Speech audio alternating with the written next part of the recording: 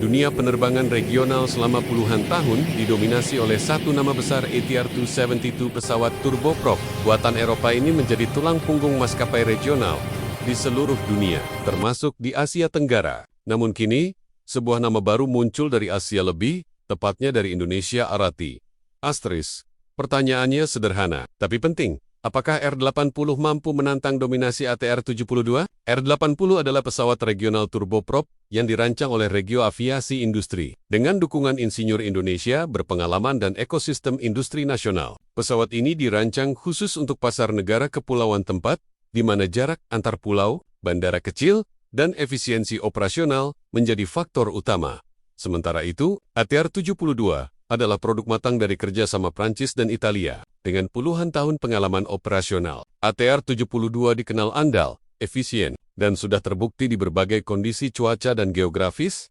Dari sisi kapasitas, R80 dirancang membawa sekitar 80 penumpang, sedikit lebih banyak dibanding ATR72 yang umumnya membawa 68 hingga 72 penumpang. Kapasitas tambahan ini memberikan keunggulan ekonomi pada rute padat, terutama di jalur domestik Indonesia. Dalam hal desain, kedua pesawat sama-sama mengusung konfigurasi high-wing turboprop, ideal untuk bandara dengan landasan pendek dan infrastruktur terbatas. Namun R80 diklaim mengusung desain aerodinamis lebih modern, dengan fokus pada kenyamanan kabin dan efisiensi bahan bakar.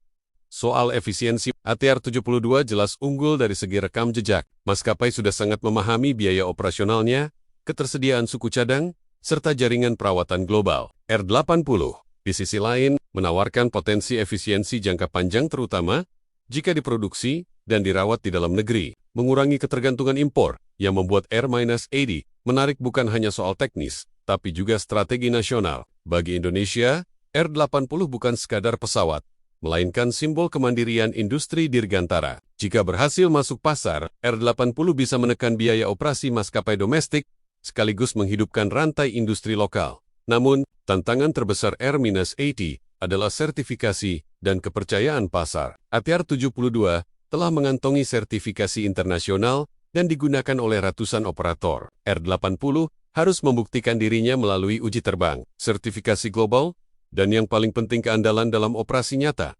Dari sisi pasar, ATR72 adalah pemain global. R80 kemungkinan besar akan fokus terlebih dahulu pada pasar domestik dan regional Asia Tenggara. Ini bukan kelemahan, melainkan strategi realistis. Banyak negara kepulauan menghadapi tantangan yang sama dengan Indonesia dan R80 dirancang khusus untuk kondisi tersebut. Pada akhirnya, pertarungan R80 versus ATR72 bukan hanya soal siapa lebih unggul di atas kertas. Ini adalah cerita tentang pengalaman versus potensi maturitas versus MBC, dan dominasi lama versus harapan baru. ATR72 tetap menjadi standar emas penerbangan regional dunia. Namun kehadiran R-80 membuka kemungkinan baru bahwa negara berkembang pun mampu menciptakan pesawat yang relevan, kompetitif, dan sesuai kebutuhan sendiri. Jika R80 berhasil, maka ini bukan hanya kemenangan bagi industri dirgantara Indonesia, tetapi juga pesan kuat bagi dunia. Indonesia tidak hanya membeli pesawat, Indonesia membangunnya.